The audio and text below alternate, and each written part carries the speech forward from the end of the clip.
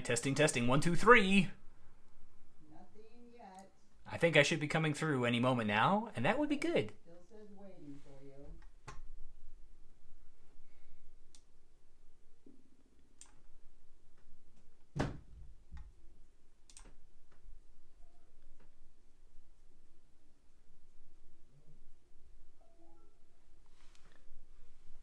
Howdy, howdy. Hopefully y'all can see me right now. You're now live, but you don't appear to be on the thing.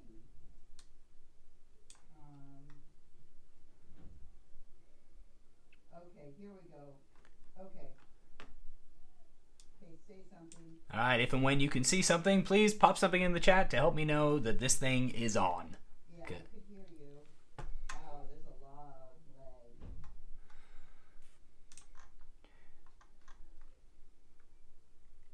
Well, hey folks, welcome back. My name's Timothy, though some people do call me Tim.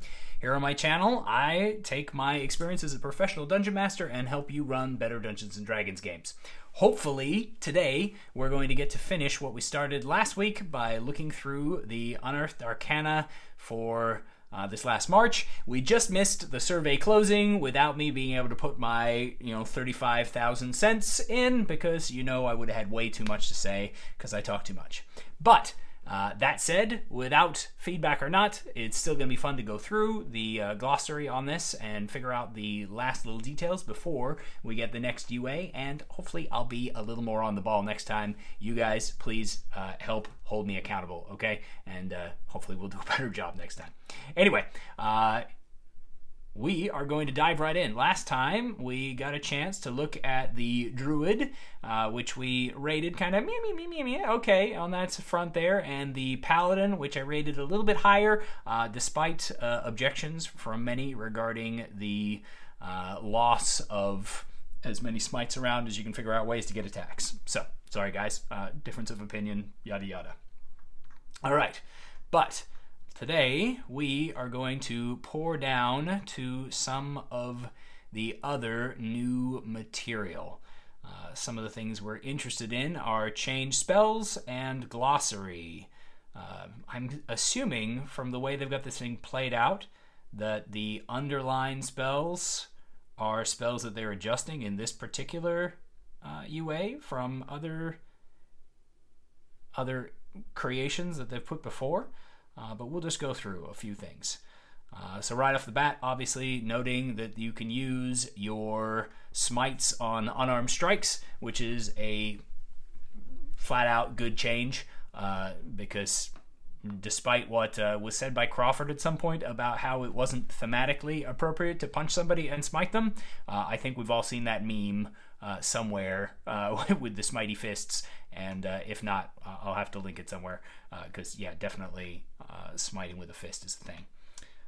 Let's see what else we got. I don't know if the familiar has changed since the last one in there, but I like the whole otherworldly familiar title. That just sounds fun to me. But anyway, glimmering smite, that sounds very fey. Good times. Spare the dying. Change log. Here we go. Does it tell us what spells they changed? It doesn't. So maybe all of these spells are new in this one. Okay, let's take a look. So, Banishing Smite, 5th level, especially for a Paladin, that's a high level. But extra damage, transport a harmless demiplane, incapacitated, spell lasts for 1 minute, and it's an aberration, celestial, elemental, fey, or fiend. Target doesn't return. That does address one little thing in the system that they never really clarified when things belonged on other planes or when they didn't. And honestly, I kind of liked that they didn't, because it left some of that up to me as the dungeon master to decide whether or not something was otherworldly or thisworldly, because sometimes, like for instance in the lore, fiends can come to the plane naturally through portals, or they can be summoned there, and it'd be kind of cool to have a naturally arriving creature be immune. We can still play with that lore, it's just a little less, it's a little more of a subversion of the rules when we do that. So that's just a thing in my brain because of something. Blinding Smite, blinded condition, con save, end of each of its turn, saving throw to get rid of, pretty standard stuff. All right, Find Familiar changed to be an otherworldly familiar, and it looks like you might get to choose. Pretty similar. They give you some examples, but not any specific. You are stuck with this, which is kind of cool. Air, land, or water. Shares your initiative. Takes its turn immediately after yours. No action required by you, but can't attack unless you use your reaction on its turn to command it to do so. Okay. Familiar takes a dodge action and can move. Disappears if it drops to 0 hit points or if you dismiss it. Okay, remote viewing. You can see what your familiar sees and hear what it hears, just as a magic action until the end of your next turn. Doesn't give any kind of limitations on distance and stuff, which was how it actually was in the current writing, but that was really, really obscured in how badly written Find Familiar was. So I'm okay with that. Armor class. Who really cares about that one for a creature that has so few hit points? But it does get hit dice equal to the spells level, and 2+2 per spell level. Interesting. So you can upcast to get a stronger familiar. Not that it's really actually stronger, but it might be able to survive a hit. And extra dimensional escape. So once a day you don't lose it. You just get it lost for an hour. That's kind of nice for those people who are sad about losing their 10 gold pieces worth of charcoal, incense, and herbs. That's kind of cool. Actions. Otherworldly Scratch to do very, very minor damage. And reaction to deliver a spell with a range of touch. It can deliver the spell with its touch to do so. It must be within 120 feet of you. Okay, pretty standard stuff, but not a bad rework of Find Familiar in order to make it just streamline. Find Steed, large rideable animal of your choice.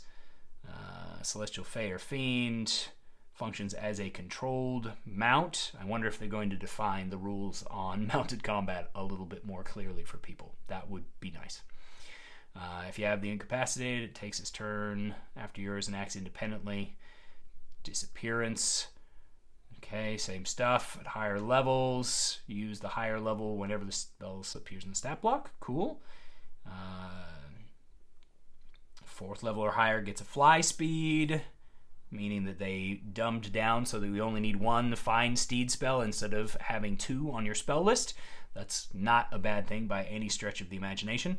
Whenever you regain hit points from a spell, the steed regains the same number of hit points. It can maul people for better damage than the familiar, but still pretty average. Doesn't get extra attack, so it's just a one-shot wonder there. Bonus actions. If it's Fae, it can teleport you and it up to 60 feet once per long rest. That's awesome. If it's a Fiend, then targets one creature to give a frightened condition, unless they do something about the frightened condition that's situational, but okay, still fun. Very cool flavor. And Healing Touch if it's celestial. Who doesn't want a unicorn's touch once a day? That's pretty cool too. All right. Glimmering Smite is basically the Fairy Fire Smite. Pretty similar stuff. I'm not sure that they're making any major changes to the smites that I see here, except that you take the bonus action after hitting a target, and you can use Unarmed Strike.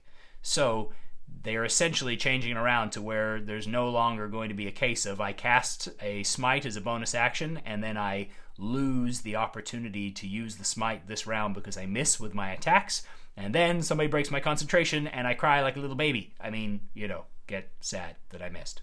Anyway, I think that is a pretty cool change. It essentially makes these interchangeable with Divine Smites instead of being a bonus to double them on there. I know that's probably not going to be terribly appealing to the Paladin players out there, but I do also know that the Paladin players are going to be happy about not casting their bonus action Smite and whiffing twice and sitting there getting their spell broken and wasting a precious Smite slot on a spell that does nothing. So it has its downside, but that's definitely an upside as well. Spare the Dying. Whoa, somebody who's dying now regains 1 hit point, making this the new whack-a-mole spell. That's pretty cool. That's definitely a good thing. In that regard, it'll be exciting about that at least. I don't know. Thinking through what greater changes that might actually make. I don't know. That's a big question mark for me. Having free healing all the time can be good, but it can also be it could be detrimental. I guess it would be more fun in play from a player's side of things. The fact that you can go down, somebody can have a cantrip that's going to actually bring you up, as opposed to the rare time that your cleric actually takes Spare the Dying, because it doesn't bring you up. All it does is stabilize you, and they want you back in the fight, or else they don't care until the fight is over. So, yeah, I think all in all, that's kind of positive. All right, Staggering and Thunderous, I suspect, are the same as they were before with these new changes to the bonus action thing. So let's get into the rules glossary. Things they changed. Dying is different. Okay, knocking a creature out is different. Short rests are different. Telepathy is different. Oh man, I really hope that they are consolidating telepathy. So all of these different abilities that give telepathy are the same. That would just be the fondest desire of my heart, really. Thank you. Please, WotC, do that. Anyway, Unconscious changed. You no longer get heroic advantage on all natural 1 failures. We covered a little bit of this last time on these, so we're going to find out how they work a little more in detail. All right, so let's take a look at the ones that have changed. So we have attack, and the unarmed strike is included as part of the attacks. Dazed is still move or take 1 action, but no bonus and stuff. I still love Dazed as a condition just because it's like mini stun that doesn't actually take away complete player agency, but just sort of gives them really hard choices. I like that. All right, let's check Dying Condition. When a player character drops to 0 hit points, that character has the Dying Condition, which replaces the following rules for following unconscious death saving throws and stabilizing a creature. Well, they're certainly consolidating. 0 hit points. You have 0 hit points. If you regain any hit points, this condition ends. Okay. If you're knocked out, you have the unconscious condition. So you are knocked out. You have the unconscious condition. Okay. Death saving throws. At the start of each of your turns, you must make a death saving throw. A special save that isn't tied to any ability score. You're in the hands of fate now. Oh, that's a nice touch. Roll a d20. 10 or higher succeed, otherwise you fail. Success or failure has no effect by itself. The successes and failures all still don't need to be consecutive. Keep track of both until you collect 3 of a kind, the effects of which are described below. When this condition ends on you, reset the number of success and failures to 0. Okay, so far, same as the rules as they're currently written. When you make a death save and roll a 1 on the d20, it counts as 2 failures. If you roll a 20, you regain 1 hit point. Okay, same as 3 failures, you die. 3 successes, you regain 1 hit point. This condition ends on you as normal, but you're still unconscious and start a short rest. You remain unconscious until you regain any hit points or until another creature uses an action to administer first aid to you, which requires a successful DC 10 Wisdom Medicine check. Okay, so Wisdom Medicine checks can now wake you up instead of just stabilizing you, and when you stabilize, you actually have a hit point, and you're automatically beginning a short rest, which definitely has some positives as well. You know, I am not seeing my chat box, just in case any of you are talking to me right now. I'm going to see if I can figure out how to bring that back up, because apparently I closed that dock last time I was doing this, and I'm not sure how to fix it. Let's Google that real quick. How to open the chat dock on OBS. Don't mind me learning something as we're in the middle of this. Open the OBS, click the plus icon on the bottom of the OBS software as shown in the picture. I don't think that that's what it means. I don't want to show it to people. Dang it, I just want to be able to see it myself.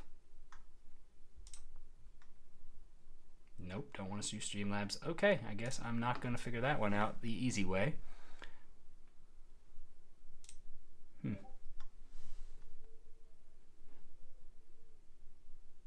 Well, what a stinker.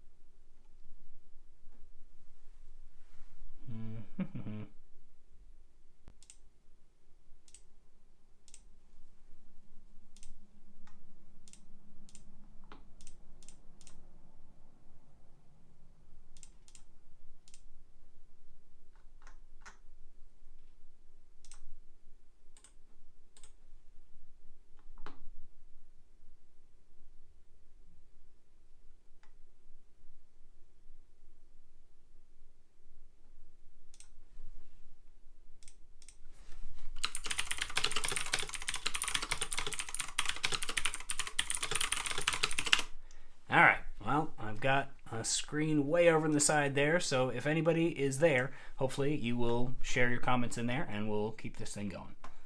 Anyway, medicine can now essentially bring you to consciousness even if you got 1 hit point instead of just being able to stabilize you, and that is definitely an improvement for the game.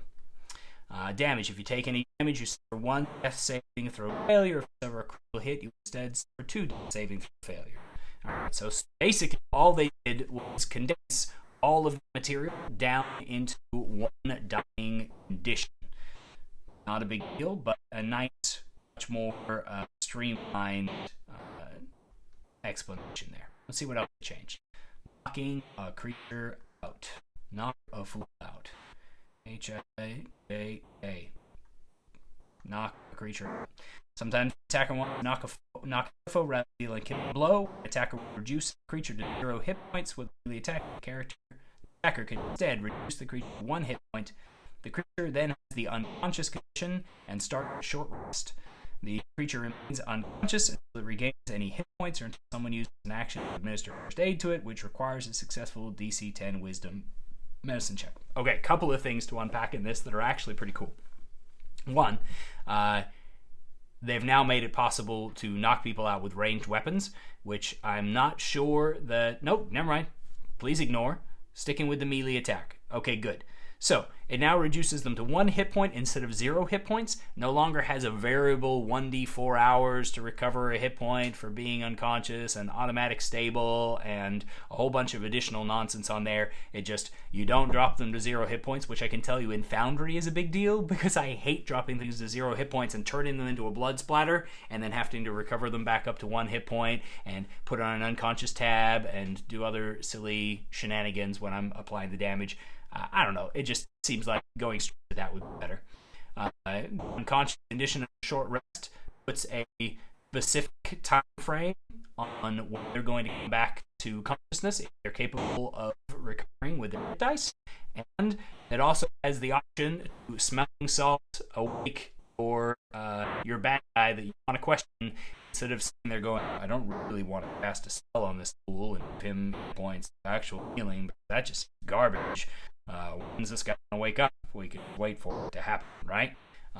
Definitely much cooler to have it baked into the rules to be able to just quickly medicine check to smelling salt the guy away. Baking it into the rules is always best, because while DMs have been doing it anyway in similar fashion, it's nice to have things in the rules as written that are sensible, you know?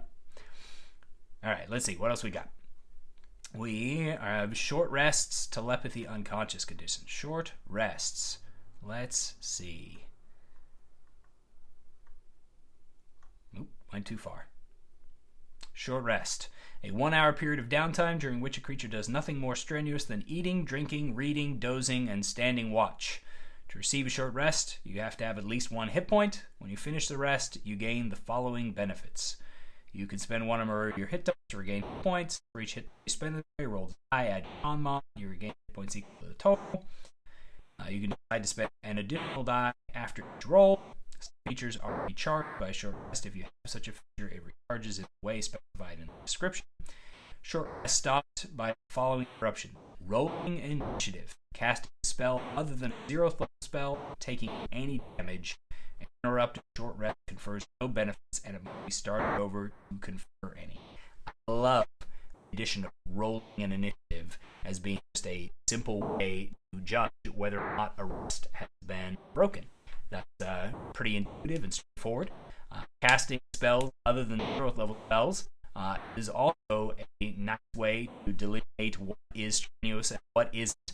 And honestly, it's interesting because I would have thought that casting a bunch of cantrips would potentially be more strenuous than eating, drinking, reading, dozing, and standing watch. I'm not sure whether or not they necessarily took this to its most ridiculous end, but a short rest where the cleric spends the entire time casting guidance on whoever has the highest perception score in order to keep watch for the bad guys is a pretty weird short rest for the cleric. Not that D4 of guidance is really going to make a huge difference to the way that things pan out, but I don't know, it doesn't quite fit into my personal headcanon of the fiction, but I don't know.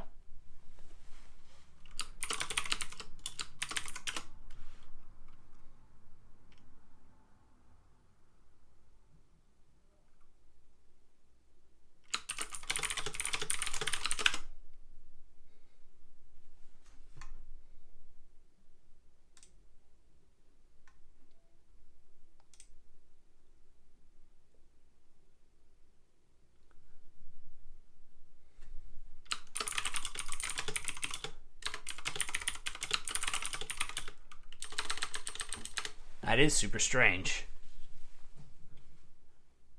Voice frequency. Well, that would be a first. I use this mic all the time. What a bizarre oddity. Here, let me unplug and change mics. Again, just like last week.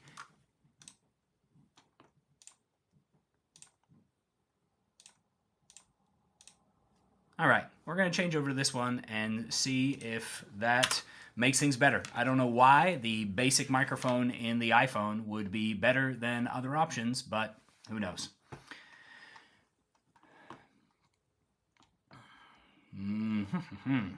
Let's see. We were in the midst of interrupting short rests.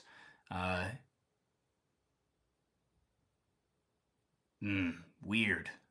Well, good times. That's okay. We will continue on regardless. And worst comes to worst, I'm going to delete this, but at least I will have read the darn thing. And we will get this live streaming nonsense figured out for the future. I promise. Let's see. We have telepathy and unconscious conditions still to go through. All right. So, telepathy. Magical ability that allows a creature to communicate mentally with another creature within a specified range. The contacted creature doesn't need to share a language with the telepath to understand this communication, but the contacted creature must be able to understand at least one language or be telepathic itself to understand. A telepath doesn't need to see a contacted creature, and the telepath can start or end the telepathic contact at any time. No action required. Interesting. Telepathic contact is broken as soon as the contacted creature is no longer within the telepathy's range. If the telepath contacts a different creature within range, or if the telepath has the incapacitating condition. Creature without telepathy can receive telepathic messages but can't initiate a telepathic conversation. Once the telepathic conversation starts, the non-telepath can't communicate mentally with the telepath until the telepathic connection ends. Okay, a couple of things about this. I'm assuming that their plan was to mix together telepathy from all the different sources, because there's currently like 7 completely different kinds of telepathy that they've been playing around with in different rules. And so my assumption would be that they're trying to condense this down into one specific kind of telepathy, probably one that's synonymous with the kind of telepathy that they put into the monster manual, so that player characters that have telepathy and monsters that have telepathy all work the same way. That's a laudable goal. I definitely approve. That said, telepathy is an ability that allows them to communicate mentally with another creature within a specified range. Fine. Don't need to share language. That's fine. Doesn't need to see a contacted creature. And the telepath can start and the telepathic contact at any time. So, what that means is that they have no limitations on how they can contact people. Just if there's somebody within reach, they can contact you whether or not they even know that you're there. Does that tell them that you're there? Or is it a surprise? Are they able to talk through walls? Are they not able to talk through walls? It raises more questions than answers for me. I like the idea of being able to communicate even after somebody has gone out of sight with somebody that you're connected with. And from a cool standpoint, being able to talk through the walls or being able to connect to people's minds and detect that they're there to speak to them seems pretty nifty. But what information are they receiving? What knowledge do they have? Do they know they've started the connection? Do they not know? I don't know. That feels like it could use some wording work in order to make that a little bit clearer for people. Maybe I'm wrong. You guys tell me. But I think that seems a little uncertain. All right. Unconscious was also listed on the change things here. You have the incapacitated and prone conditions, and you drop whatever you're holding. That's a big key there on dropping whatever you're holding. If we're paying a lot of attention to the action economy of free interactions to pick things up and stuff, can make a big difference. When this condition ends, you remain prone. That only seems sensible, but I can see where people might have been having a healing word provide them with a sudden, hero-esque rise to the skies in order to return to the battlefield. That hasn't been something I've ever seen happen, but hey, more power to you. I'm not going to judge. Your speed is 0 and can't change. I would hope so. Attack rolls against you have advantage. You automatically fail strength and dexterity saving throws. Critical hits. Any attack roll that hits you is a critical hit if the attacker is within 5 feet of you and you are unaware of your surrounding. Interesting, the little nuancy bits that they felt the need to put in there this time. It feels like they had a lot of edge cases that maybe people were complaining about or asking questions about, even though they were kind of common sense. And they're having to essentially cover the common sense occasion for people as well. Who knows? Either way, none of that is revolutionary, and it certainly is not particularly different from the rules as they're currently written. It might be slightly more clumped together, with the sole exception of the insistence on keeping incapacitated as a separate thing on all of the darn conditions that give it. Which personally I've always found a little bit annoying. Let's see, did they do anything to incapacitated? You can't take any action, bonus action, or reaction. Concentration is broken, you can't speak. And if you're incapacitated when you roll initiative, you have disadvantage on the initiative roll because you're surprised. Okay.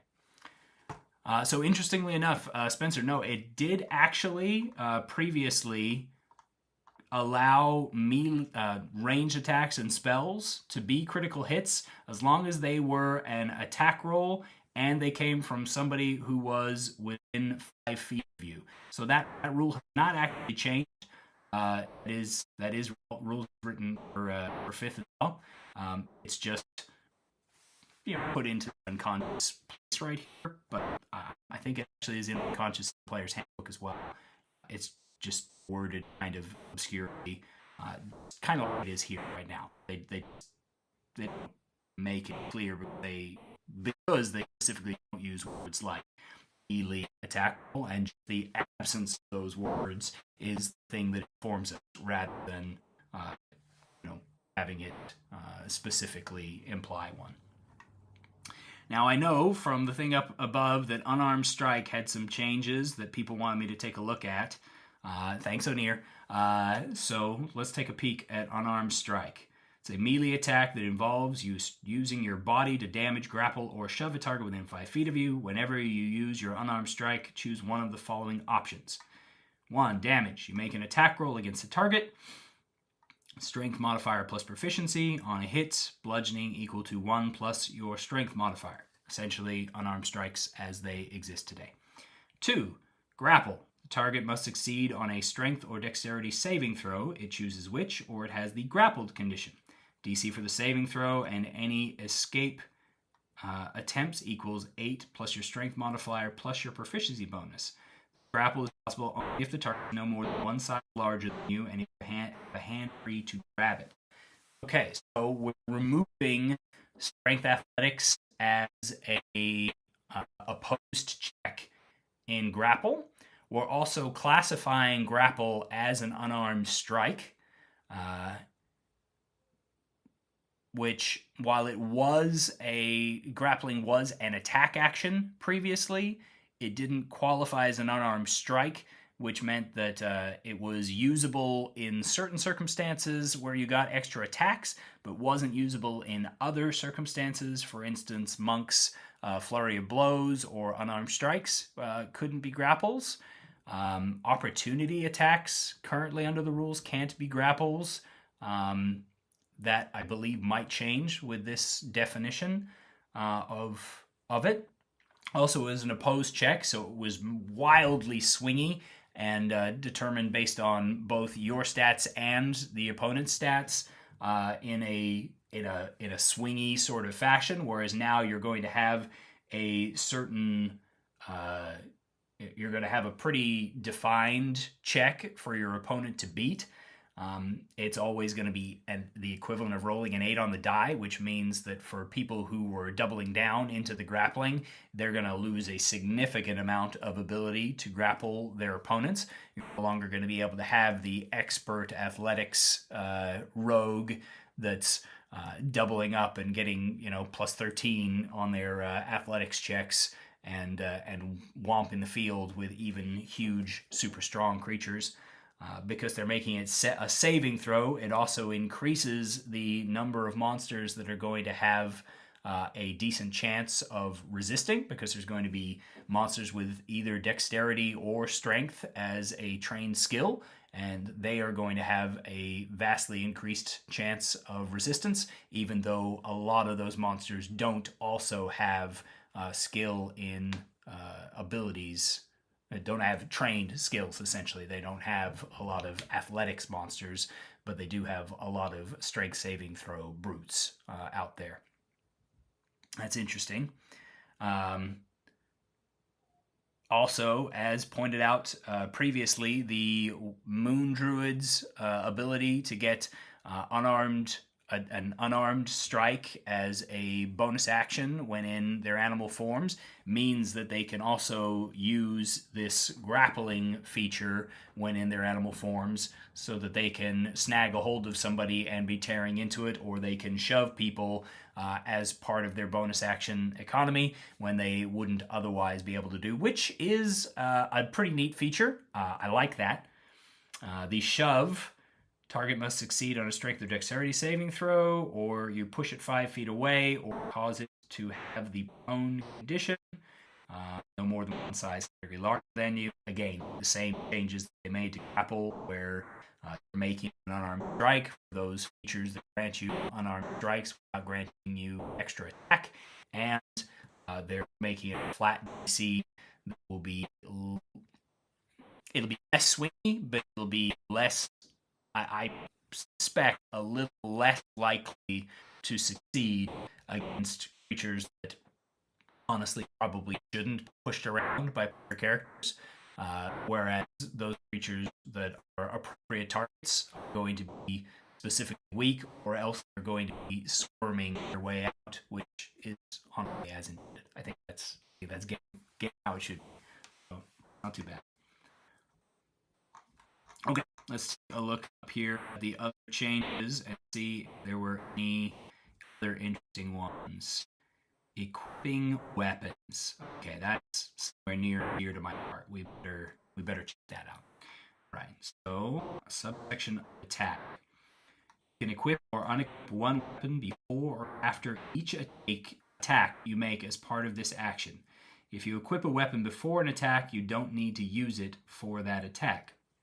Equipping a weapon includes drawing it from a sheath, picking it up, or retrieving it from a container. Unequipping a weapon includes sheathing, stowing, or dropping it. Okay, so this specifically allows the dagger throwing build that I have wanted to recreate since 2nd edition. So that's a plus. Definitely loads of fun mental images of people drawing and hurling daggers or shuriken or other small attacks, but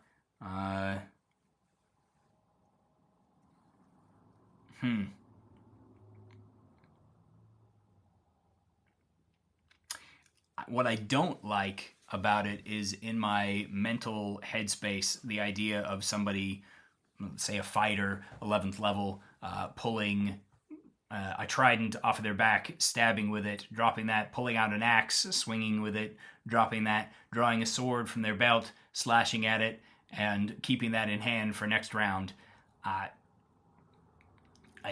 that's all legal according to this here, and honestly probably the edge case of stupidity, because like really what the heck is the point of that?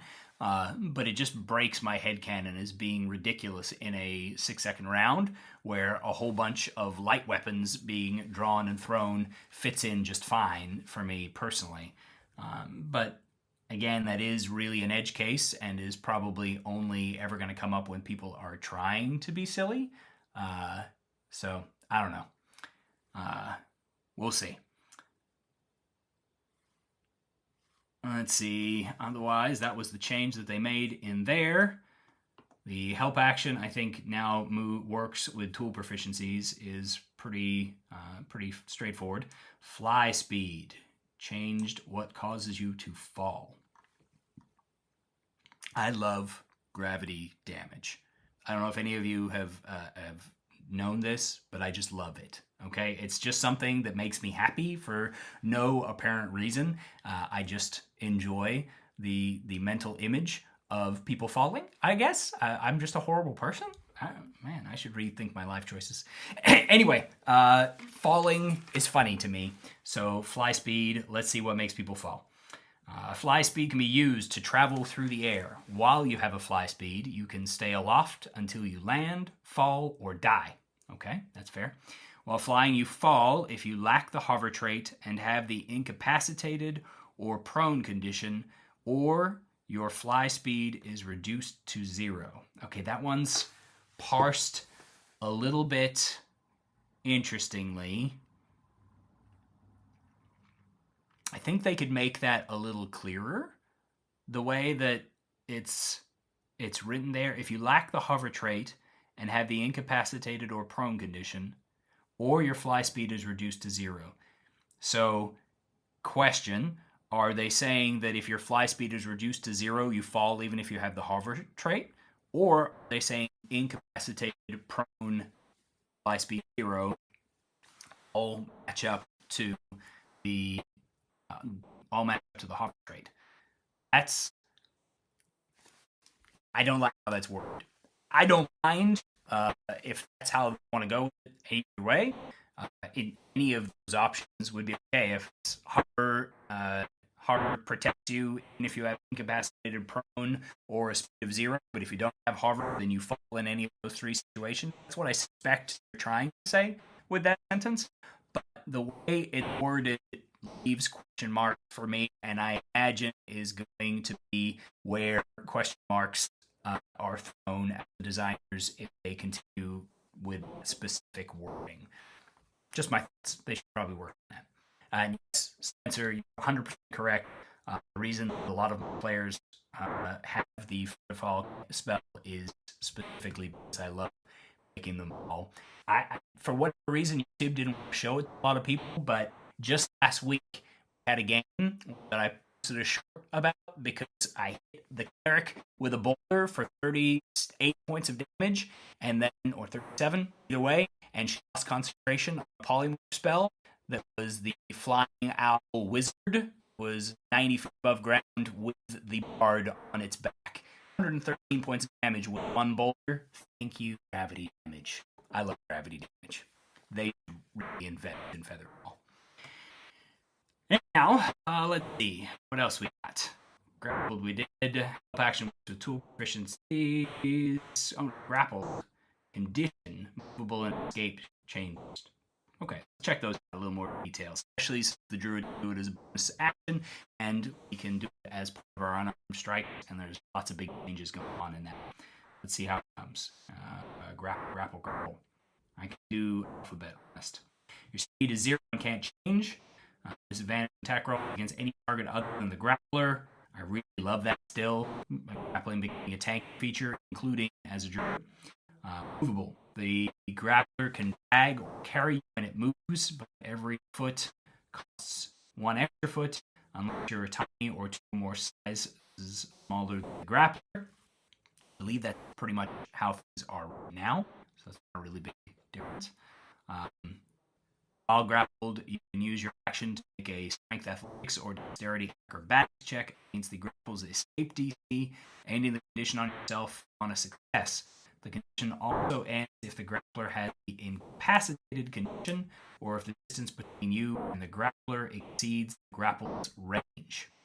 Right, they are hard to find in the rules as written. That is all exactly how it is right now. It's interesting that they would switch back to strength athletics and dexterity acrobatics as an action when you've been using a saving throw to avoid it in the earlier portion. I'm trying to think on why the distinction. I would imagine it's because, one, it favors the player characters, which is not necessarily a bad thing, and two, because you're using your action and it's not an attack situation. So in attack situations, it seems like they're trying to limit down the reliance on skill actions and interactions and just do saving throws and attack rolls, which could be a matter of trying to streamline combat and speed up the process by having players not have to refer to quite as many sections of their sheet, or it could just be them being kind of weird and lazy and different. Who knows?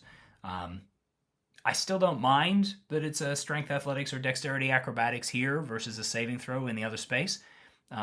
I just think it's an interesting choice, one that I suspect was intentional, but I'd really love to know why. Maybe I'm just, I don't know, maybe I just really enjoy knowing that kind of thing. But I would like to know why. All right, let's see if there's anything else in here. Incapacitated condition clarified that it still blocks bonus actions. That was actually an issue that they had in the rules as written currently, is that it says you can't take actions, and it doesn't clarify that bonus actions and ray actions are included in that. That was one that I had to do research on once upon a time, so I can see why they clarified that this time around. Long rest. Changes have been made to every section of the rule. Okay, well, let's go take a look at long rests then and see what changes have been made to every section of the rule.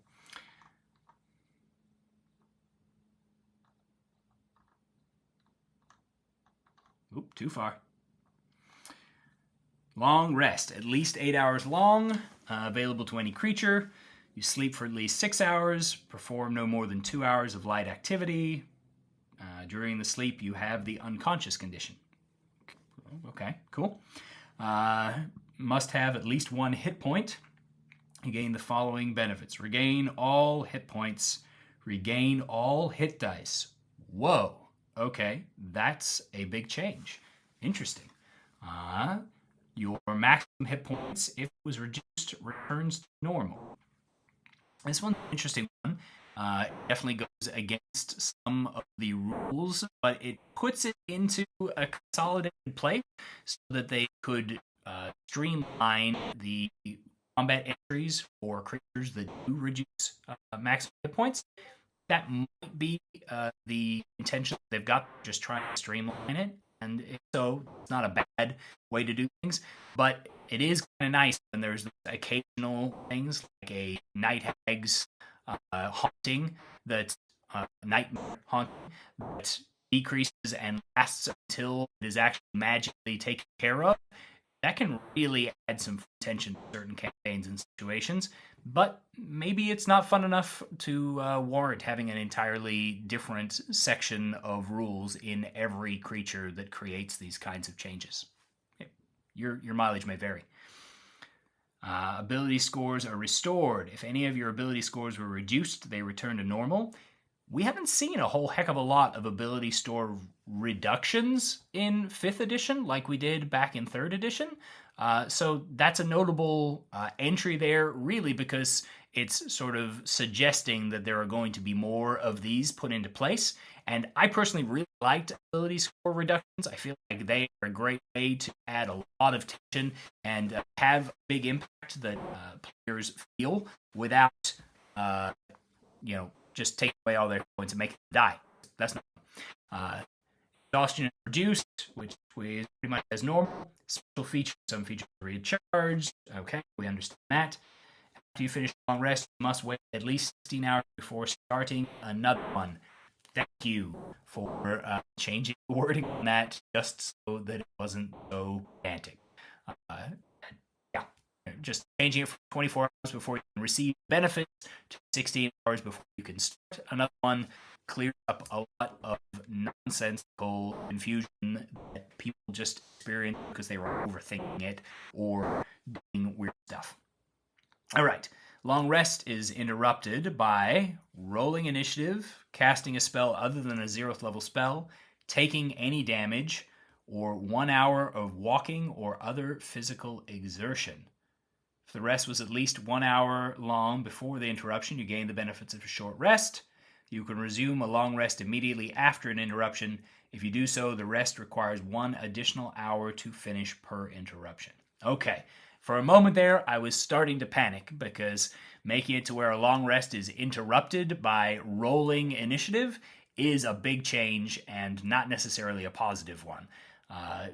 Long rests have traditionally been reasonably hard to break in the overall, and short rests have been very easy to break, meaning that a short rest, it's only an hour long, you have to like some effort to find a decent spot.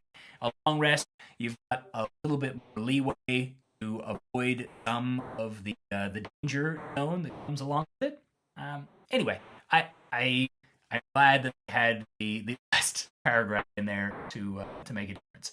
The rest was at least 1 hour long before an interruption. You get the benefit of the short rest bit. That is just a flat gimme, and is how things should be run anyway. Because obviously, if you're resting for an hour, and that would give you a short rest, you should gain the benefits of the hour of rest. It's not a button that you push. It's a situation that your character goes through. Rolling initiative, casting a spell, taking damage, or walking or physically exerting in a decent way adds an hour per interruption.